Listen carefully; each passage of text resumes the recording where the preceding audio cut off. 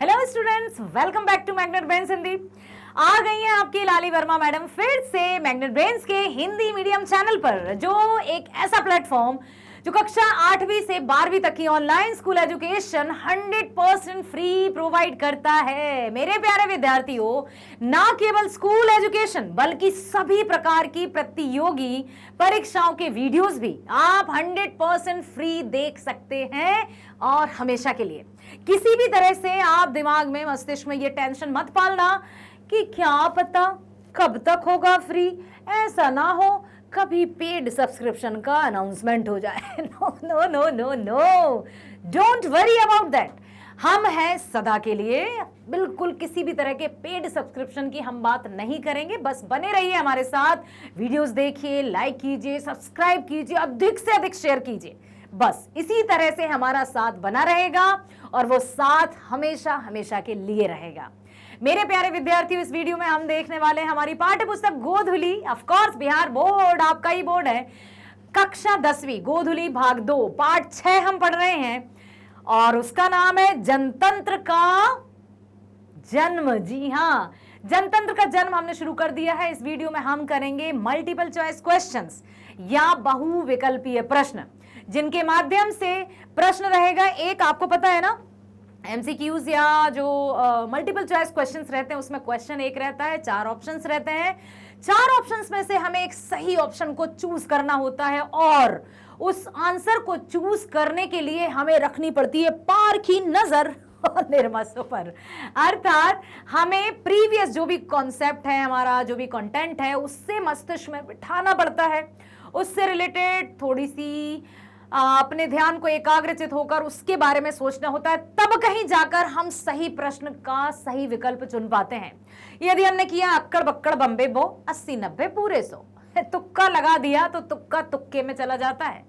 कभी है तुक्का 100 में से एक आध बार कभी सही हो जाए, इसका अर्थ ये नहीं कि हर समय आप तुक्का लगाएंगे और वो सही बैठ जाएगा। इसलिए पढ़ना है, समझना है और उसके बाद आपको सही विकल्प चुनना है। अब हमने ये कविता पढ़ ली ना, जनतंत्र का जन्म। श्री रामधारी सिंह दिनकर जी द्वारा रचित ये कविता है, राष्ट्र कवि द्वारा रचित ये कविता है, जिसके माध्यम से अब जो भी है इस कविता में वो आपको पता है कि कवि ने जनतंत्र का जन्म अर्थात जनता की शक्ति को बताया है। अंग्रेजों का शासन सदियों तक रहा भारत भूमि पर, उसको बताया है। साथ ही साथ जनता की शक्ति को उजागर किया है कि जनता जो भी ठान ले उसके सामने कोई भी फिर टिकता नहीं है। ठीक है, तो क्या आप तैयार हैं सभी प्रश्नों के जवाब देने के लिए?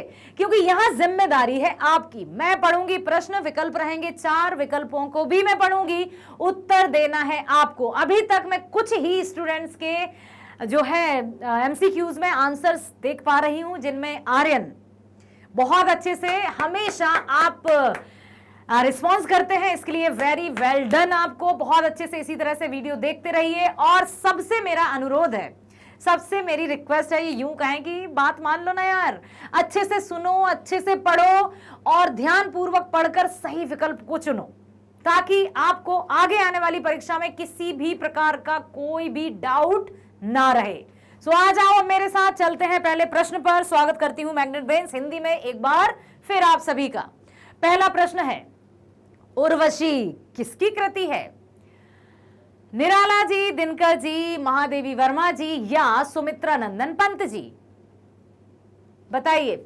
उर्वशी एक रचना है जिसमें एक कवि को पुरस्कार भी मिला था। वो कौन है जो कवि जिनकी रचना उर्वशी है? प्रसिद्ध रचना, प्रसिद्ध कवि, कवि हैं जनतंत्र का जन्म के कवि दिनकर जी, राष्ट्र कवि दिनकर जी द्वारा रचित उर्वशी। याद रखना, उर्वशी किसके द्वारा रचित है? कवि दिनकर जी के द्वारा। अगला प्रश्न है, दिनकर को साहित्य अकादमी पुरस्कार किस कृति पर मिला? कौन सी कृति पर उनको साहित्य अकादमी पुरस्कार मिला? अभी अभी हमने एक कृति के बारे में पढ़ा ना, उर्वशी उनकी ही रचना है। श्यामधनी, द्वंद्व गीत, उर्वशी या संस्कृति के 4 अध्याय।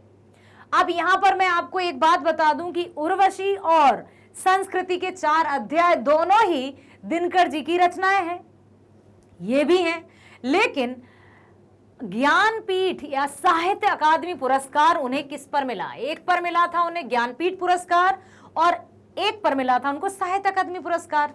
तो यहां पर क्या किसी को याद है कि उनको साहित्य अकादमी पुरस्कार कौन सी कृति पर मिला था? उर्वशी पर या संस्कृति के 4 अध्याय पर? है उत्तर इन्हीं दो में से। गा और घा मतलब सी और डी ही सही हैं, लेकिन उनमें से कौन सा है? जैसे हमेशा मैं आपको ये बताती रहती हूँ कि जो 4 ऑप्शंस रहते हैं उनमें 2 ऑप्शंस को तो हम बिल्कुल ऐसे कर ही देंगे कि नो ये तो नहीं है, ये तो नहीं है, परंतु जो 2 रहते हैं वो बहुत नियरेस्ट रहते हैं, उनमें हमें बहुत ध्यान देने की आवश्यकता है कि आखिर इनमें से कौन सी होगी रचना जिसपे उन्हें साहित्य अकादमी पुरस्कार मिला था। क्या वो उर्वशी थी या संस्कृति के 4 अध्याय थी? Think about that. Anybody? Okay, किसी ने बताया कि उनको मिला संस्कृति के 4 अध्याय पर साहित्य अकादमी पुरस्कार, और मैं बता दूं यहां पर उर्वशी पर उनको ज्ञानपीठ पुरस्कार मिला था। ध्यान रखिएगा, उर्वशी पर ज्ञानपीठ पुरस्कार, ठीक, और संस्कृति के 4 अध्याय पर उन्हें साहित्य अकादमी पुरस्कार। ओके, ये मिला था उनको। उर्वशी पर ज्ञानपीठ पुरस्कार मिला, उर्वशी पर साहित्य अकादमी मिला उनको संस्कृति के 4 अध्याय पर। ओके, आप कंफ्यूज नहीं होना। अगला प्रश्न है, दिनकर को, लो वही बात जो अभी अभी हमने चर्चा की, दिनकर जी को ज्ञानपीठ पुरस्कार किस रचना पर प्राप्त हुआ? उर्वशी, रश्मिरथी, परशुराम की प्रतीक्षा या नील कुसुम? तो जस्ट अभी हमने चर्चा की कि उनको ज्ञानपीठ पुरस्कार मिला उर्वशी। यस, चलिए चेक कर लेते हैं एक बार। यस, बहुत सही, हम सही थे। नेक्स्ट है, दिनकर किस विश्वविद्यालय के उपकुलपति बनाए गए थे? याद है आपको? जीवन परिचय बिहार विश्वविद्यालय के थे या पटना विश्वविद्यालय, भागलपुर विश्वविद्यालय या मगध विश्वविद्यालय? कौन से विश्वविद्यालय? विश्वविद्यालय समझते हो? यूनिवर्सिटी। महाविद्यालय कॉलेज को कहते हैं, विश्वविद्यालय यूनिवर्सिटी को कहते हैं हिंदी में, इतना ध्यान रखना। तो दिनकर जी किस विश्वविद्यालय के उपकुलपति रहे थे? बिहार, पटना, भागलपुर या मगध? मगध? नो, भागलपुर? कंफ्यूजिंग। चलिए चेक कर लेते हैं। उनको मिला था, मतलब वे थे उपकुलपति भागलपुर विश्वविद्यालय के। ध्यान रखना कि बिहार में उनका जन्म हुआ था, बिहार विश्वविद्यालय के नहीं थे। पटना बिहार, वहां के भी नहीं थे। मगध के भी नहीं थे, वे थे भागलपुर विश्वविद्यालय के उपकुलपति। ध्यान रखना। अगला प्रश्न है, जनतंत्र में कवि के अनुसार राजदंड क्या होंगे? ढाल और तलवार, फूल और कांटे मतलब फूल और भौरे, फावड़े और हल, या फिर बाघ और भालू? कविता की पंक्तियां याद हैं आपको? यदि याद है तो इतना सोचेंगे नहीं, तुरंत कह देंगे फावड़े और हल यही राजदंड होंगे। यस, वेरी गुड, बहुत बढ़िया। अगला चलते हैं। प्रश्न है, कवि के अनुसार जनतंत्र के देवता कौन है? क्या आपको कविता की पंक्तियां याद हैं जिसमें कहा गया था कि देवता वो नहीं जो मंदिर में हैं या राजमहलों में या बड़े बड़े आलीशान महलों में रहते हैं, जबकि उन्होंने किसको देवता माना था? नेता को, शिक्षक को, किसान मजदूर को, या फिर मंत्री को? बताइए, किसको याद है? जवाब दो भाई। सिर्फ 1-2 स्टूडेंट जवाब देते हैं, उनके लिए तो मैं जोरदार तालियां हमेशा बजाऊंगी और बहुत बहुत शुभकामनाएं दूंगी आगामी परीक्षाओं के लिए। बाकी प्लीज आप सब भी रिस्पॉन्स किया कीजिए। किसान और मजदूर, बिल्कुल किसान और मजदूर ही इसका सही जवाब होना चाहिए। यस। अगला प्रश्न है, भारत सरकार ने दिनकर को कौन सा अलंकरण प्रदान किया? भारत सरकार द्वारा कवि दिनकर जी को कौन सा अलंकरण या किस पुरस्कार से अलंकृत किया गया था? पद्मश्री, भारत रत्न, अशोक चक्र या पद्म विभूषण? पद्मश्री, भारत रत्न, अशोक चक्र या पद्म विभूषण? तो उनको पद्म विभूषण। दिनकर जी की प्रमुख काव्य कृति प्रमुख काव्य कृति दिनकर जी की? रेणुका, रसवंती, कुरुक्षेत्र या इनमें से सभी? रेणुका, रसवंती, कुरुक्षेत्र या सब? क्या दिनकर जी की ये सभी रचनाएं हैं या इनमें से कोई एक है जो दिनकर जी की रचना है? बताइए, क्या लगता है आपको? यस, इनमें से सभी। दिनकर जी की गद्य कृति, अब गद्य कृति कौन सी है? अर्धनारीश्वर, दिनकर की डायरी, वट पीपल या सभी? क्या जब आपने जीवन परिचय पढ़ा था तब आपको याद था कि क्या हमने उनकी ये दिनकर जी की ये रचनाएं, इस तरह की रचनाएं, कुछ शब्द हमने पढ़ा था? अर्धनारीश्वर, दिनकर की डायरी या वट पीपल पढ़ा था? हाँ, मुझे थोड़ा थोड़ा याद आ रहा है कि हमने ये पढ़ा था। इसका तात्पर्य क्या हुआ कि लास्ट वाला जो ऑप्शन है वो सही है। दिनकर जी के पिता का नाम क्या था? रवि सिंह, कैलाश सिंह, मोहित सिंह या राजा सिंह? दिनकर जी के पिताजी का नाम क्या था? क्या उनके पिताजी का नाम रवि सिंह था? दिनकर जी ने अपनी पढ़ाई कहां तक की थी? कहां तक? Intermediate, BA honours, MA honours और या पीएचडी? तो उनकी जो पढ़ाई थी स्पष्ट रूप से लिखा था कि उन्होंने यहां तक पढ़ाई की। कहां तक? Intermediate, BA honours, MA honours या पीएचडी? तो उन्होंने किया था बीए ऑनर्स। दिनकर किस कॉलेज के हिंदी विभाग अध्यक्ष के रूप में रहे? अभी हमने देखा कि वे कौन सी यूनिवर्सिटी के विश्वविद्यालय के कुलपति, उपकुलपति रहे थे? भागलपुर विश्वविद्यालय के। अब यहां पर लिखा है कि दिनकर जी किस कॉलेज के हिंदी विभाग के अध्यक्ष रहे थे? हिंदी विभाग अध्यक्ष मीन्स अंग्रेजी में कहते हैं HOD, head of department. HOD सुना होगा ना, आपके स्कूल में भी रहते हैं कि ये इसके एचओडी हैं, एचओडी, हेड ऑफ डिपार्टमेंट। उसको हिंदी में कहते हैं हिंदी विभाग अध्यक्ष। और विभाग अध्यक्ष को जब साथ में लिखते हैं तो इस तरह से लिखा जाता है, विभागाध्यक्ष। ठीक, ये होता है विभाग अध्यक्ष, मतलब एचओडी।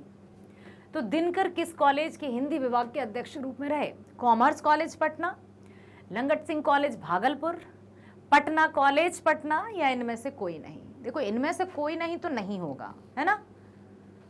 हाँ, फिर क्या हो सकता है? उत्तर है भागलपुर। जिस यूनिवर्सिटी से, याद रखना आप, भागलपुर विश्वविद्यालय के ही वे उपकुलपति रहे थे और लंगट सिंह कॉलेज भागलपुर के ही वे रहे थे कॉलेज हिंदी विभाग अध्यक्ष। अब याद रहेगा कि जब भी उपकुलपति या विभाग अध्यक्ष की बात आएगी तो भागलपुर वाला ही आपको टिक करना है। किसे सिंहासन खाली करने की बात कही है? कि कौन कर दे भाई सिंहासन खाली? सिंहासन 32 राजा विक्रमादित्य, या सिंहासन हिल उठे राजवंशों ने बिरकुटी तानी थी, वो वाली सिंहासन? या फिर राजतंत्र, राजतंत्र, सामंतवाद, दोनों या इनमें से कोई नहीं? किसे सिंहासन खाली करने की बात कही गई है? राजतंत्र को, सामंतवाद को, दोनों को या इनमें से कोई नहीं? तो बात की गई है दोनों को, मतलब राजतंत्र को भी और सामंतवाद को भी। राजतंत्र मतलब जहां एक मोनार्की सिस्टम, आपने पढ़ा है क्या, जिसमें इकलौता एक शासक जो जैसा तानाशाही करती रहे। सामंतशाही, इसमें भी प्रजा, मतलब ऐसे शासन में प्रजा को कोई वैल्यू नहीं दी जाती है। तो ऐसे ही शासन के लिए उन्होंने कहा है कि सिंहासन खाली कर दो अब। ठीक, दिनकर जी का जन्म कहां हुआ था? अल्मोड़ा जहानाबाद, सोनपुर वैशाली, दानापुर पटना या सिमरिया बेगूसराय बिहार? अब आप सोच रहे हैं बिहार तो कहीं नहीं लिखा, इसके आगे बिहार ही आएगा। तो अब आप समझ गए होंगे इसका अर्थ यही वाला सही है। क्या मेरे बिहार लिखने के कारण आपको उत्तर समझ में आया या पहले से याद था? चलो देख लेते हैं। सिमरिया बेगूसराय बिहार में ही दिनकर जी का जन्म हुआ था और आप भी बिहार में रहते हैं। बहुत बुद्धिमान है, बहुत समझदार है। सो प्लीज अपनी बुद्धि का सदुपयोग करते हुए शिक्षा के प्रति अपने आप को समर्पित कर दीजिए। कहीं भी भटकने की आवश्यकता नहीं है, किसी भी तरह से चिंतित होने की आवश्यकता नहीं है। मैग्नेट ब्रेन्स पर बने रहना। मैं ये इसलिए नहीं कह रही हूं कि ये हम हैं, इसलिए कि ये है बेस्ट एजुकेशन, जो कि आप लोगों के रुझान द्वारा ही हमें पता चला है। हमने नहीं कहा है कि हम बेस्ट हैं, आप लोगों के रुझान या आप लोगों के जो भी कमेंट्स होते हैं, सजेशंस होते हैं, उसके माध्यम से मैं ये आपको बता रही हूं कि आप यदि ध्यानपूर्वक मैग्नेट ब्रेन्स पर हर एक विषय के वीडियोस देखते रहेंगे अपनी शिक्षा से संबंधित, तो आप शिक्षा में झंडा गाड़ देंगे, अव्वल हो ही जाएंगे। बस ध्यानपूर्वक देखते रहना और बने रहना मैग्नेट ब्रेन्स पर। अगला प्रश्न है, इनकी प्रारंभिक शिक्षा कहां हुई? दिनकर जी की प्रारंभिक शिक्षा कहां से की गई? उन्होंने कहां से हुई? बंबई से? नो। पटना से, गांव से, या जिला के स्कूल से? गांव में जन्म हुआ था उनका, तो प्रारंभिक शिक्षा कहां से हुई? प्रारंभिक शिक्षा तो उनकी गांव से ही होनी चाहिए, क्योंकि गांव में जो स्कूल होते हैं, अब जैसे मैं अपनी बात करूं तो मेरी प्रारंभिक शिक्षा 5वीं तक की शिक्षा मेरे गांव में ही हुई, क्योंकि 5वीं तक ही स्कूल था उस समय। फिर 6वीं से लेकर 12वीं तक जवाहर नवोदय विद्यालय में सिलेक्शन हुआ और उसमें पढ़ाई की। ठीक है, चलिए, बहुत सही, गांव में ही हुई। मिट्टी की ओर कृति है किसकी? क्या ये पद्य है, गद्य है, काव्य है, या सब कुछ है? मिट्टी की ओर कृति क्या है? गद्य है, जो दिनकर जी द्वारा लिखी गई रचना है। गद्य का एक उनकी रचना है गद्य साहित्य में, मिट्टी की ओर। जो भगवान को मंदिरों में खोजते हैं उन्हें कवि ने क्या कहकर संबोधित किया है? जो भगवान को मंदिरों में खोजते हैं, जो देवताओं को बड़े बड़े आलीशान एकदम महलों में खोजते हैं, उनको कवि ने क्या कहा है? मूर्ख, विद्वान, श्रेष्ठ या दयावान? क्या कहा है बताओ? उन्होंने उनको कहा है मूर्ख, मूर्ख हैं। क्योंकि कवि मतलब स्वयं परमात्मा ने, कबीरदास जी का एक सवैया मुझे याद आया जिसमें लिखा था, परमात्मा स्वयं कहता है, मोको कहाँ ढूंढे बंदे, मैं तो तेरे पास में, ना मैं देवल ना मैं मस्जिद ना काबे कैलाश में। मतलब जो मेहनत करते हैं, जो अन्न उपजाते हैं, जो हमारे घरों का निर्माण करते हैं, जो सिर से लेकर पांव तक जिस भी वस्तु का हम निर्माण करते हैं उसमें अपना पूरा योगदान देते हैं, वही तो हमारे भगवान है। भगवान साक्षात नहीं दिखाई देता, परंतु उसकी कृपा और उसका जो शक्ति है वो आसपास रहती है। तो ये किस रूप में देखा उन्होंने? किसानों के रूप में, मजदूरों के रूप में। ठीक। 33 कोटि के सिर पर मुकुट धरो। 33 कोटि क्या? 33 कोटि का अर्थ बताओ पहले तो। 33 कोटि मतलब 33 करोड़, 33 करोड़। ठीक है, यहां पर 33 कोटि का अर्थ है, कोटि का अर्थ है करोड़। ठीक है, तो 33 करोड़। जब इस कविता की रचना की गई थी तब भारत की आबादी 33 करोड़ थी। तो 33 कोटि जनता के सिर पर मुकुट धरो, यही होगा, जनता ही इसका सही विकल्प होगा। यस, चलो आगे चलते हैं। राजप्रसाद में कौन सा समास है? क्या आप समास जानते हो? एक दिन मैंने आपको बताया था इन शॉर्ट, संक्षिप्त रूप में मैंने आपको बताया था कि समास का शाब्दिक अर्थ है संक्षिप्त करना, शॉर्ट करना। जैसे हम लिखते हैं घोड़े पर सवार, समास उसका लिख देते हैं घुड़सवार। रसोई का घर, रसोई घर। राजा का पुत्र, राजपुत्र। ये समास होते हैं, मतलब शॉर्ट करके लिखना। तो राजप्रसाद में कौन सा समास है? अब समास देखना होगा। राजप्रसाद, राजप्रसाद को जब हम विग्रह करेंगे तो क्या आएगा? राजा का प्रसाद। अब जहां पर का क्या है? कारक है। तो जिन समास में कारक विभक्ति का प्रयोग किया जाता है वे तत्पुरुष समास के अंतर्गत आते हैं। कारक क्या होते हैं? कर्ता ने कर्म को करण से अपदान के लिए, संप्रदान के लिए, ऐसे ऐसे पढ़ा है क्या आपने? उसको भी हम पढ़ लेंगे, ठीक है, व्याकरण में। राजप्रसाद में होना चाहिए तत्पुरुष, क्योंकि जिन शब्दों को तोड़ने पर का, की, के या के लिए, ठीक है, इस तरह के शब्द यदि आते हैं तोड़ने पर तो उसमें तत्पुरुष समास होता है। और जब हमने इसको देखा राजप्रसाद को तो राजा का प्रसाद आया, मतलब का आया, तो जहां पर कारक विभक्ति का प्रयोग होता है वहां पर तत्पुरुष समास होता है। चेक करें, यस, वेरी वेल डन लाली मैडम। अगला प्रश्न, निम्न में से कौन राज्यसभा के सदस्य बने? जीवनानंद दास, कुंवर नारायण जी, रामधारी सिंह दिनकर जी और यतीन्द्र मिश्र जी तो बने थे दिनकर जी। कवि ने भारतीय जनता का वर्णन किस रूप में किया हुआ है? गिरी हुई पत्तियों के रूप में? नो। बुझी हुई राख के रूप में, चलती तूफान के रूप में या शांत जल के रूप में? वहां पर क्या हुआ? बुझी हुई को राख कहते हैं, जली हुई को खाक कहते हैं, ऐसा कुछ है एक डायलॉग। बुझी हुई राख के रूप में कि अब वो सुलग रही है। ठीक, अगला प्रश्न है, महल किसका प्रतीक है? सभागार का, लोकतंत्र का, राजतंत्र का, धर्मनिरपेक्षता का? तो महल प्रतीक है राजतंत्र का। कभी आधुनिक भारत में उदय का जय घोष किया है किसके? आह्वान, स्मरण, जनतंत्र और समर्पण। तो कवि ने किसका उद्घोष किया है? जनतंत्र का। आशा करती हूं सब प्रश्नों को आपने सुना है। और देखिए, किसे सिंहासन खाली करने की बात कही गई है? यहां पर सुनो, किसे सिंहासन खाली करने की बात कही गई है? राजतंत्र को, सामंतवाद को, का और खा दोनों को, या इनमें से कोई नहीं? तो सिंहासन खाली करने की बात की गई है। हमने अभी पढ़ा था ना एक प्रश्न, राजतंत्र, सामंतवाद, ये दोनों को ही गद्दी खाली करने की कही थी। तो जब ये दोनों ही सही हैं तो हम सही विकल्प कौन सा चुनेंगे? का और खा, ये वाला सही होगा, है ना, क्योंकि इन्हीं को सिंहासन खाली।